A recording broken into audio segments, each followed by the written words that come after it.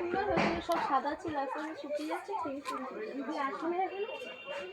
ঘুমায়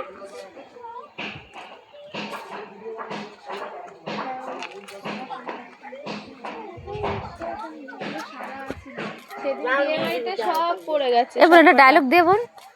দেখুন, আমাদের বাড়িতে বিভিন্ন ধরনের ফুল হয়, আপনাদের যদি কারো প্রয়োজন হয় তো আপনারা এখান থেকে সংগ্রহ করতে পারেন। তো আপনারা এবার বলবেন যে কোথায় যাব, তো সোজা শিয়ালদায় আসবেন, শিয়ালদা থেকে ক্যানিং ট্রেন ধরবেন, ধরে তোমার বেদবিরে ঘোলা ওখানে নামবেন, ওখানে নেমে আপনারা বলবেন আমরা ডিস্কো বাজার যাব।